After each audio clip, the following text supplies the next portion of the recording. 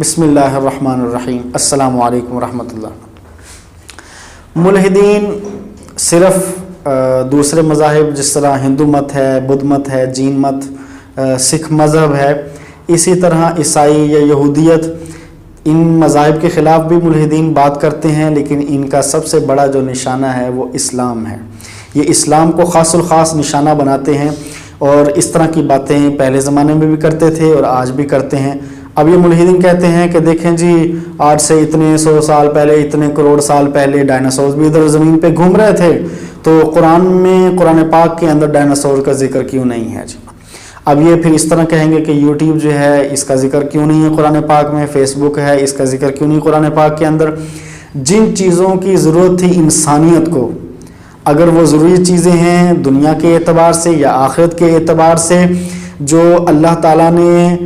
ان کے اوپر فرض قرار دی ہیں، اور جن چیزوں کے بغیر زندہ رہنا آپ کہنے کہ ممکن نہ ہو، یا آخرت کے اندر ان کی کامیابی جو ہے انسانوں کی یا جنت میں جانا ان کے بغیر ممکن نہ ہو، تو قرآن پاک میں ان کا تفصیلاً ذکر فرمایا ہے۔ لیکن بہت ساری چیزوں کو اللہ جل شانہ نے اجمالاً ذکر فرمایا، ان کی تفصیل نہیں ذکر فرمائی۔ کل کہہ کے کہ ساری چیزیں اللہ کی بنائی ہوئی ہیں، اللہ تعالیٰ نے زمین و آسمان کو بنایا، اور ہر چیز کے خالق فاطر السماوات والارض اللہ ہے، زمین و آسمان کو عدم سے وجود بخشنے والا اللہ نے ہر چیز کو پیدا فرمایا۔ اب یہ کہتے ہیں کہ ڈائناسور ادھر تھے، تو قرآن پاک میں اس کا ذکر کیوں نہیں ہے؟ کریں اب آپ کو سائنسدانوں نے بتا دیا ڈائناسور، آپ کے قرآن میں کہیں نہیں لکھا ہوا ڈائناسوروں کا۔ اب ذرا ڈائناسوروں کی ٹائم لائن دیکھ لیں آپ۔ یہ کیمبرین ایکسپلوژن کہا جاتا ہے، جو آج سے تقریباً آدھا ارب یعنی 55 کروڑ سال پہلے ہوا، جس میں ٹرائلوبائٹس وغیرہ اور یہ کمپلیکس لائف ایک دم سے بہت ساری مخلوقات اس دنیا سے تباہ کر دی گئیں، جس طرح کہ قرآن پاک میں اللہ جل شانہ نے آدم علیہ السلام کو بنانا تھا، تو اللہ جل شانہ نے فرمایا قال انی جاعل فی الارض خلیفہ، میں زمین میں اپنا نائب بنانا چاہتا ہوں۔ تو فرشتے جو ہیں انہوں نے اعتراض کیا تھا، قالوا اتجعل فیہا من یفسد فیہا ویسفک الدماء، فرشتوں نے اعتراض کیا کہ اللہ آپ کس کو زمین پہ بنانا چاہتے ہیں؟ دو اعتراض، من یفسد فیہا جو اس میں فساد مچائیں گے، ویسفک الدماء اور خون بہائیں گے، یہ دو اعتراض تھے۔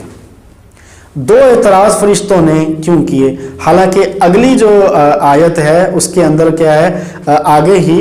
چند سطروں کے اندر انہوں نے کہا قالوا سبحانک لا علم لنا الا ما علمتنا، اے اللہ ہمیں اسی چیز کا علم ہے جو تو نے ہمیں سکھایا ہے، اس کے علاوہ ہمیں کسی بات کا علم نہیں ہے۔ جس چیز کو انہوں نے دیکھا نہ ہو، جس کے بارے میں انہوں نے سنا نہ ہو، علم نہ ہو، تو وہ ایسی چیز کے بارے میں کیسے اعتراض کر سکتے ہیں کہ یہ کیا چیز ہے؟ اب انہوں نے آدم علیہ السلام یا انسانوں کی تخلیق کے اوپر اعتراض جو کیا تھا کہ اللہ کیوں بنانا چاہتے ہیں، تو اس میں فساد اور خون خرابہ، یہ دو چیزیں۔ اس کا مطلب یہ ہے کہ ان کے علم میں تھا، ان کو پتا تھا، انہوں نے دیکھا تھا یا سنا تھا کہ یہ زمین پہ ایسی مخلوقات جو فتنہ فساد مچاتی ہیں اور خون خرابہ کرتی ہیں، فساد مچانا اور خون بہانا۔ تو زمین پہ بہت ساری مخلوقات آباد تھیں، اور خاص طور پہ جنات جو ہے یہاں پہ آباد تھے، ان کو پھر ویرانوں میں دھکیل دیا گیا، بہت سارے شیاطین جو ہے ان کو قتل کر دیا گیا، تاکہ یہ جو زمین ہے انسانوں کے رہنے کے قابل بن سکے۔ اس کا ذکر بہت ساری روایات میں، اسرائیلی روایات کے اندر بھی آتا ہے، احادیث کے اندر بھی آتا ہے، قرآن پاک میں بھی اس کا ذکر ملتا ہے، اور اس آیت کی روشنی میں بھی یہ بات سمجھ میں آتی ہے کہ فرشتوں نے جو اعتراض کیا تھا وہ کسی چیز کو دیکھ کر، کسی چیز کے علم ہونے کی بنا پر اعتراض کیا تھا۔ اب ڈائناسورز ہوں یا جنات ہوں یا پہلے کی جو مخلوقات ہیں جن کو اللہ جل شانہ نے تباہ کر دیا، ختم کر دیا، ان کی نسلیں ہی مٹا دی، جس طرح قوم عاد، قوم سمود، بہت بڑی بڑی بستیوں کو اللہ جل شانہ نے ان کا نام و نشان ہی ختم کر دیا۔ اور طوفان نوح جب آیا تو نوح علیہ السلام کے زمانے میں، تو اس کے اندر بھی روئے ارض پر بہت ساری انسانی جو ہے وہ ساری کی ساری ختم کر دی گئی۔ اب یہ لوگ کہتے ہیں کہ جو قرآن کہتا ہے، ہمیشہ ان کی یہ کوشش رہی ہے کہ جو بات اللہ اور اس کے رسول کی طرف سے ہو، مذہب کی طرف سے ہو، قرآن کی طرف سے ہو، ان کے اوپر اندھا دھند فائرنگ کر دو، اندھا دھند منہ اٹھا کے حالانکہ جو معترض ہے نا وہ اندھے کی طرح ہی ہوتا ہے، المعترض کالأعمى، یہ عربی کا مقولہ ہے کہ جو معترض ہوتا ہے وہ اندھے کی طرح ہوتا ہے، اس کو نظر کچھ نہیں آتا، تو اندھا دھند منہ اٹھا کے تو یہ اعتراض کرتے ہیں کہ ہاں جی یہ بات مذہب کی غلط ہے، اسلام کی غلط ہے۔ اللہ تعالیٰ نے فرمایا یا ایھا الناس انا خلقناکم من ذکر و انثی، ہم نے تمہیں ایک نر اور مادہ سے پیدا فرمایا۔ وہ نر اور مادہ کون ہے؟ یہ کہتے ہیں آدم علیہ السلام نہیں، آدم علیہ السلام من نفس واحدہ فرمایا ایک آیت کے اندر کہ ایک جان سے تمہیں پیدا فرمایا۔ اب ایک جان وہ کون سی جان تھی، یا وہ ایک نفس وہ کون سا نفس تھا، یا وہ جو نر اور مادہ تھے وہ کون سے تھے؟ قرآن سے ہمیں یہ پتہ چلتا ہے کہ وہ آدم علیہ السلام اور اماں حوا علیہ السلام تھے۔ اب یہ لوگ کہتے ہیں نہیں نہیں آدم علیہ السلام کی اولاد نہیں ہیں ہم تو نیندرتھال کی اولاد ہیں۔ اب نیندرتھال کیا ہیں؟ وہ بھی انسانوں کی ایک قسم ہی ہے۔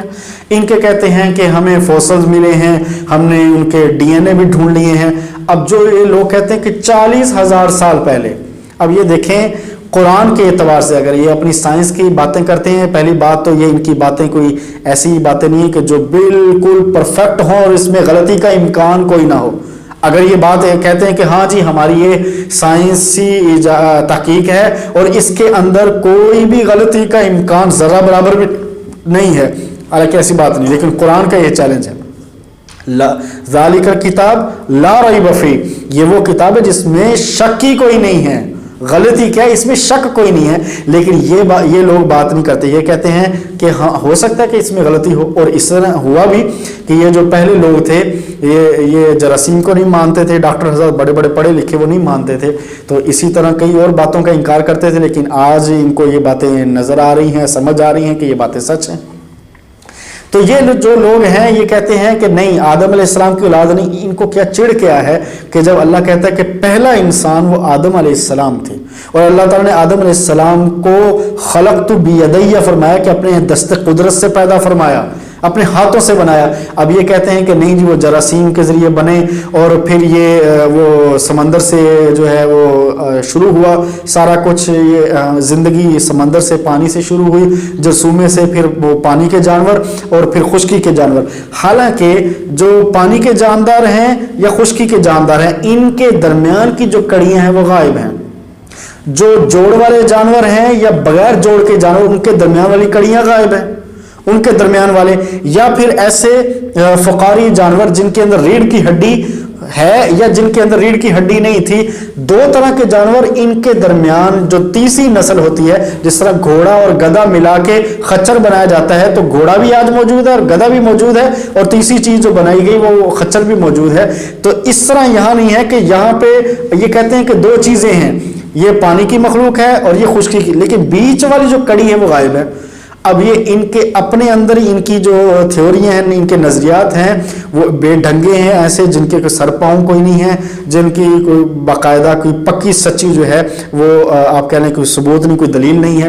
اب یہ لوگ بغیر دلیل کے منہ اٹھا کے قرآن پہ اعتراض کرتے ہیں، حالانکہ آج تک قرآن پاک کی کوئی بات غلط نہ ہوئی، اور نہ کوئی قرآن جیسا کوئی کلام بنا کے لا سکا ہے، نہ اس جیسی کوئی کتاب بنا کے لا سکا ہے۔ قرآن پاک میں اللہ جل شانہ نے فرمایا کہ یہ سارے انسان ہم نے آدم علیہ السلام ایک نر مادہ کی اولاد میں سے پیدا ہوئے۔ یہ کہتے ہیں نیندرتھال جو ہے وہ 40,000 سال پہلے کہتے ہیں کہ یہ اس طرح کی جو نو تھی، نسل تھی یا قسم تھی۔ اب 40,000 کہہ لیں، قرآن پاک کے اعتبار سے یا احادیث کی روشنی میں ہمیں پتہ چلتا ہے کہ 1,24,000 نبی وہ آئے ہیں۔ 1,24,000 اگر نبی تشریف لائے ہیں آدم علیہ السلام سے لے کر آپ صلی اللہ علیہ وسلم تک، یا آج تک آخری اس زمانے تک، تو یہ 40,000 کے اندر کیسے آ سکتے ہیں؟ ہمارے اعتبار سے ان کی بات غلط ہے کہ 1,24,000 یہ نبی ان کے زمانے گزرے، ان کی عمریں کتنی لمبی ہوا کرتی تھی، اور یہ بات باقاعدہ سچ ہے کہ پہلے جو انسان تھے ان کے قد بھی بڑے ہوا کرتے تھے اور ان کی عمریں بھی لمبی ہوا کرتی تھی، اور اسی سے کہتے ہیں 40,000 سال پہلے یہ نیندرتھال گزرے ہیں، اور یہ بھی انسانوں کی ایک قسم ہے، ایک نسل ہے۔ جیسے افریقی جو ہیں ان کا کالا رنگ ہوتا ہے اور انگریز جو ہے وہ گورا رنگ ہوتا ہے ان کا، ان دونوں کے درمیان چمڑی کا کتنا فرق ہے، اگر بالوں کی وجہ سے یا چمڑی کے رنگ کی وجہ سے، زبان یا کچھ چیز آنکھوں کے کلر کی وجہ سے وہ کہیں کہ یہ ایک علیحدہ نسل ہے، یہ ایک علیحدہ نسل ہے، اور ان دونوں کا ڈی این اے ملتا ہے تو یہ ایک نسل نہیں ہو سکتی، یہ عجیب و غریب قسم کی باتیں کرتے ہیں۔ اسی طرح ایک کہہ لیں کہ پیریڈ ایسا تھا، ایک زمانہ جیسے برفانی جو تھا زمانہ تھا، آپ کہہ لیں کہ آئس ایج تھا، اسی طرح یہ کہتے ہیں کہ ایک ایسا پیریڈ تھا جس کو کہتے ہیں کیمبرین پیریڈ۔ کیمبری نامی ایک جاندار، ایک ایسا جانور تھا جس کے ان کو فوسل ملے ہیں، اور وہ 55 کروڑ سال پرانے فوسل وغیرہ ہیں ان کو جو آثار ملے ہیں، یہ 55 کروڑ سال پرانی یہ باتیں، یہ مشاہدے اس طرح کے آثار ڈھونڈ کے لاتے ہیں۔ اب وہ جو نسلیں ہیں اس طرح کے جو پرانے جاندار ہیں وہ یہ کہتے ہیں کہ کیمبرین ایکسپلوژن ہوا، کہ جیسے دھماکہ، جس طرح بگ بینگ ہوا، بگ بینگ سے سارا کچھ بن گیا، تو اسی طرح کہتے ہیں کہ کیمبرین پیریڈ جو تھا اس کے اندر بہت ساری مخلوقات ایسے، بہت سارے جاندار ایسے تھے جو اس زمین پر تھے، وہ یکدم وجود میں آ گئے اور یکدم ختم بھی ہو گئے۔ یہ کیسے ہو سکتا ہے؟ کیا وہ آئے، وہ بنے کیسے، یا ان کی کڑیاں کہاں، ان سے پہلے کون سے جاندار تھے یا ان کے بعد والے کون سے جاندار تھے؟ نہ ان کے پہلوں کا پتہ ہے نہ ان کے بعد والوں کا پتہ ہے۔ جب یہ اپنی الٹی سیدھی باتیں بغیر دلیل کے، بغیر ثبوت کے یہ مارتے ہیں، دنیا والوں کو سکھاتے ہیں اور آگے پڑھاتے ہیں، لیکن قرآن پاک جب کوئی بات کہتا ہے اور اسلام کوئی بات کہتا ہے، اللہ اور اس کے رسول کی طرف سے جو بات آتی ہے وہ وقت گزرنے کے ساتھ سچ ثابت ہوتی ہے۔ 1400 سال ہو گئے جو چیلنج کیے گئے، وہ آہستہ آہستہ انسانوں کو سمجھ آ رہی ہے۔ جب تک ان کو دکھائی نہیں دیتا، جب تک ان کو سمجھ نہیں آتا تو یہ کہتے ہیں یہ جھوٹ ہے، یہ غلط ہے، لیکن وہ وقت ثابت کرتا ہے کہ جو اللہ اور اس کے رسول پاک صلی اللہ علیہ وسلم نے فرمایا، میرے ماں باپ آپ صلی اللہ علیہ وسلم پر قربان جائیے، ایک ایک بات برحق اور سچ ہے۔ ومن اصدق من اللہ قیلا، اور اللہ سے زیادہ سچا کون ہو سکتا ہے؟ اللہ کے کلام سے زیادہ سچا کوئی نہیں ہے۔ اللہ تعالیٰ سے دعا ہے کہ اس قرآن پاک کو ہم پڑھیں، اس کو سمجھنے کی اللہ تعالیٰ ہمیں توفیق عطا فرمائے۔ یہ جو لوگ ہیں اپنے آنکھوں سے یہ جو دشمنی کی پٹی اتار کے، یہ اینک اتار، یہ جو خاص اینک انہوں نے پہنی ہوئی ہے، یہ دشمنی والی اینک اتار کے اگر اس کو